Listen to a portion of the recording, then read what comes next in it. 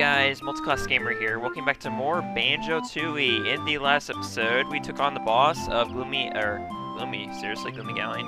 I meant to say Glary Gulch Mine, and effectively finishing up Glary Gulch Mine for now, as much as we possibly can at this moment. In this episode, we're going to start by heading off back to Spiral Mountain, actually.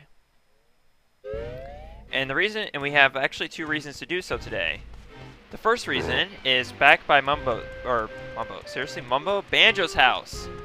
Back by Banjo's house.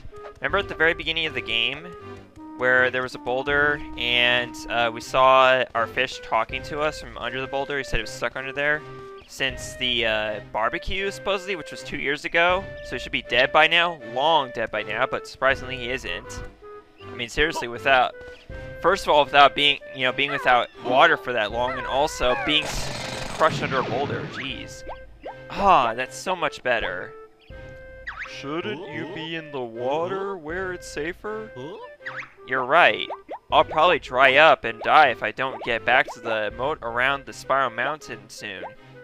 You would have dried out 2 years ago, like the day that you fell down there.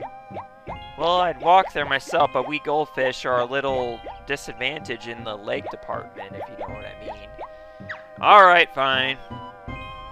So we're going to pick up our goldfish here, and then we're going to go to the water surrounding Spiral Mountain, of course, obviously. It's the closest body of water, so might as well take it there. Why not? Or him there, sorry. Fish have feelings too, after all. Thanks, guys. Perhaps these extra bubbles may be of some use. Bubbles? We want at least a jiggy for that. Sorry, I'm all out of those, and you only get jiggies in this world by collecting Jinjos. However, I'll also teach you how to swim faster.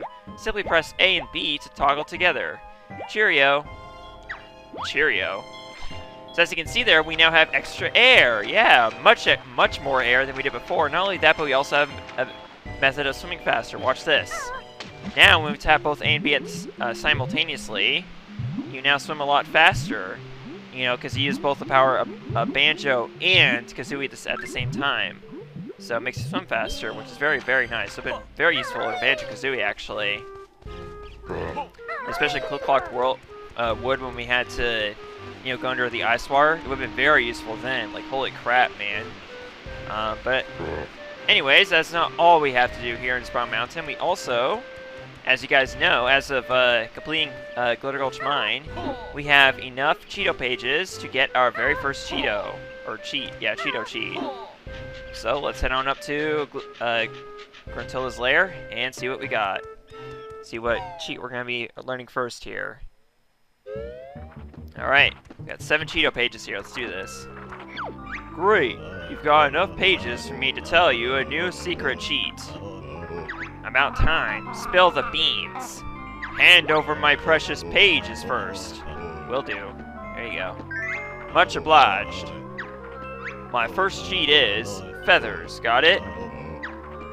Here's a small clue as to how to activate the cheat. Mayhem Temple, Code Chamber, letters. Got it? No, I still don't understand, even though I've already been there. I do, Banjo. Come on, let's go use that cheat. This is the menu of the codes I have told you. There you go. Very, very straightforward. Oh, whoopsie. Okay, then. Alright, well, I hope he doesn't mind the fact that one of the Cheetos was under, Canary Mary's armpit for a while, but okay. Oh, wait, no, that was the Jiggy was under her armpit before, and, no, under her wing, actually, sorry, not armpit. Well, it could be, technically it is her armpit, too, but, yeah, the Cheato page, well, we never found out where that was under, but we didn't want to know, so, yeah.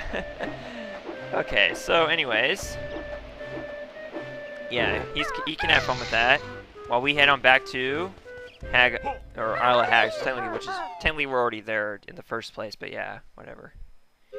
Whatever. So here we are, back in Jinjo Village. I'm trying to think if there's anything we can do here in Jinjo Village itself. I don't think we can. No, I don't think so. So we're going to head into our silo here, and we're going to warp on over to the Pine Grove. Let's see. don't think there's anything we can do in the wooded hollow, right? We don't have any, I don't think so. Plateau? I'm just trying to think here, actually, because because this is my opportunity to do anything that we possibly could do, before heading off to World 3 here, so I want to make sure we can't do anything else quite yet. I don't think so. I really don't think so. I mean, how many, okay, let's see how many extra honeycomb pieces. No, we got 3. I don't think that's enough to get the next, life extension, so we're gonna continue on here. Luckily, the Pine Grove is very close to the plateau, so no use warping over here. We're already here, pretty much. Okay, so once again, here we are on Pine Grove. I believe there's some notes, actually. There's more notes down here that I didn't get before. Flume of Doom, huh? Apparently, it got right outside of the park. This is what Witchy World is, actually. It is an amusement park, so yeah, we're about to explore there here real soon. Flume of Doom out of order. How unfortunate. And sure enough, there are notes down here. Holy crap, man. Jeez, okay. Dude. Here we go, okay. Jeez. Alright.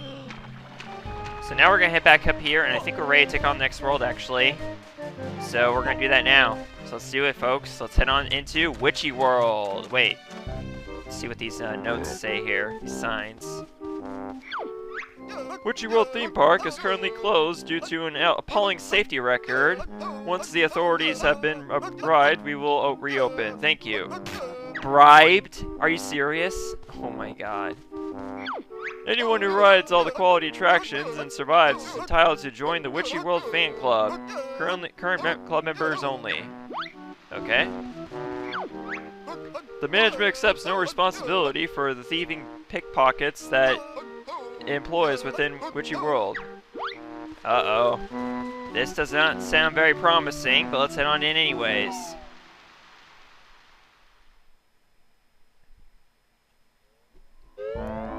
Alright, so here we are, Witchy World.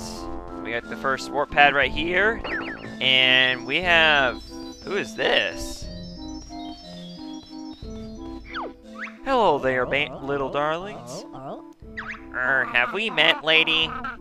Not personally, but I believe you helped my husband out a while ago when we still lived on Freeze Easy Peak. Oh, then you must be Mrs. Boggy. How is the big guy? Oh, a little older, a little fatter. He's given up sled racing and taken to watching his new widescreen TV all day. Lazy oaf. Anyway, I must be getting back home. I told my children, Groggy, Soggy, and Moggy, to meet me here. I don't suppose you feel like rounding them up for me. Okay. Okay, dude, seriously, not every voice you do in this entire game has to sound southern-like, jeez. Okay, anyways. This opens up a stand, actually. Just bump it back on the grill, and the punters will never know. Oh, I've been rumbled. We have no idea where the heck that is, but we'll find out soon enough. And over here we have a first attraction, which is Area 51, I do believe it's called. But we can't access it quite yet. And there's also surrounded by electric fence, so not gonna worry about that. Oh. You've collected a random stop honeycomb. Press B to choose your new energy bar. Okay. I'll take that. So we lost an energy, even though we didn't get hit by that guy. Wonderful. That's how they work, pretty much, though. Okay, now these freaking ticket booths, or whatever these things are called, these ticket machines, these things are very dangerous. Very, very dangerous. And even from afar they are, because they're actually have really good aim. They can actually almost predict what direction you're going, basically. I mean, almost. So, the only thing you can do is think ahead of them and, go the opposite direction what they're expecting you to go. And here we go, look at this. This is the burger stand we just opened. Fancy a burger? Big L sells the tastiest burgers in Witchy World. How on earth did you get a job in catering? Oh, I'm not sure really. I used to clean out the toilets. I've lost my appetite all of a sudden. Go on, give 'em a try. I've got a few left. Do you want 'em? Why not? I just saw you sneeze on one, so I'll take that one. It's probably on clearance, isn't it? Give me some burgers, Al. Okay, kid, burgers coming right up. You want fries with that? Oh, yes, please. Well, too bad. Burgers is all I got. Go see Salty Joe. Okay, fine then. What? I've got no more burgers but still got allergies left? Better root around for some more. I think there's one just under your left foot. Where? I can't see it. Oh my god, dude. Seriously? Seriously? Okay, so now we've gotten that burger from him. It is now in our inventory. Actually, I think when you purchase it, actually, yeah, it gives you... Every purchase you make is actually 5. And come to think of it, purchase is not really a thing because you're not really buying them, actually. They just give them to you. So yeah, we got 5 burgers now in our inventory. Okay. So we have no means of destroying these things quite yet, so we're not... Oh wait, actually, yeah, we do. Grenade eggs, that's right. Forgot. Dude, seriously? Yeah, see, they're really good at predicting your moves, man. Okay, maybe they're not. I don't think they actually are ticket boosts, but when you destroy them, you know, luckily enough, they do actually drop tickets. You got a ticket for Konga's Big Top. Konga's Big Top? Seriously, Konga? We haven't seen Konga since the very beginning of Banjo-Kazooie. Like what? That was like, what, 2 years ago and 4 months or something like that? Yeah, had to be. Okay. So basically surrounding the big top, which is actually in the very center of the world right here, are, I believe, 4 or 5 of these machines that are carrying tickets. You're going to want to destroy all of them and get all the tickets from them. But they do respawn just like any regular enemy, so be aware of that. So, and the second time you destroy them, they do not drop any of those tickets. Now, this right here is Maddie and Gruntilda's tent. Check it out. Or fortune-telling tent, actually. Come inside and have your fortune told by Matt and Grunty.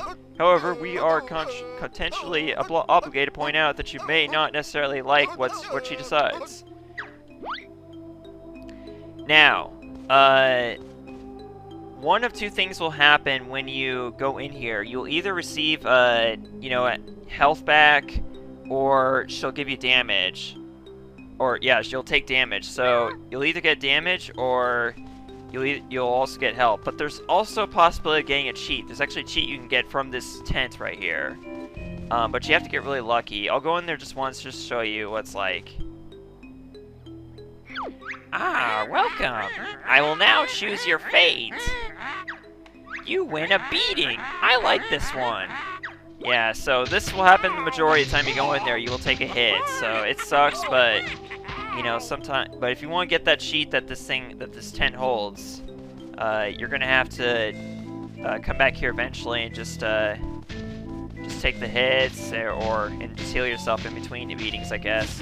But eventually you'll get lucky enough to get it. There we go. I'm pretty sure there's 5 of these tickets, actually.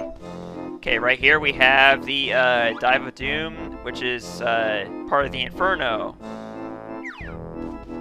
So basically the way that this theme park is set up is that you have the tent in the middle, and then you have all these different themed areas of it surrounding the tent.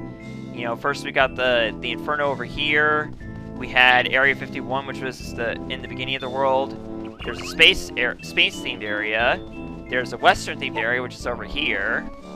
And I think there's one other area. Oh yeah, there's wait, is that? I think that's all of them. I don't actually remember if there's any others, but I'm pretty sure I point out all of them actually. So yeah, that's pretty much it.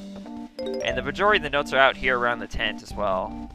Oh wow, we already made a full circle actually, looks like. I think. Did we? Yeah, we did, because we've already got all the tickets now. Okay.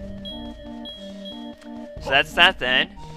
And now, also, on the other side, on the back of the tent, also music changes whenever you get close to the tent. It's really, really cool. But actually, yeah. This move right here. This move is a very iconic and very crucial move of the entire game. In fact, actually, I think it's the most important move of the entire game, actually. These are split-up pads. Yes, I see that. And they actually have to do with this move right here.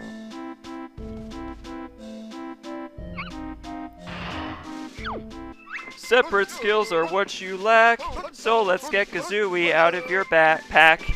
Find your pads is what you do. Pressing A makes one become two. Funny and tough, huh? Looks like you need some rations. So yeah, just like Policy, he refills your health whenever you talk to him. That'll be all. Dismissed. Aw, man, he didn't hit his head on the way back in. Alright, so guess what? We now have the ability to split up. Up to this point in the entire Banjo-Kazooie series, obviously only one game in first couple of worlds of this game, have been, Banjo and Kazooie have, are inseparable. They can't do anything without each other. They are, whenever you think of them, you think of them as being together. Well, that changes now, because watch this. Now, we are separated. You have split up. To change to the other character, stand on your pad or near a swap cloud and press A. To rejoin, simply touch the two to get characters together. Just like that. So now if I press A, I will be in control of Kazooie. And Kazooie goes a lot faster than than Banjo does on his feet. Banjo walks the same way he does normally with Kazooie in his back, but his backpack becomes a lot more useful without Kazooie in it. And you'll find out later on in the game, but for now, this is pretty much all we can do. We can just run around, separate, which is pretty cool. It's going to be very important for puzzle solving later. But for now, that's going to be for today, y'all. Thank you so much for watching Banjo-Tooie. I'll see you guys next time for some more Witchy World. Thank you so much for watching. Goodbye.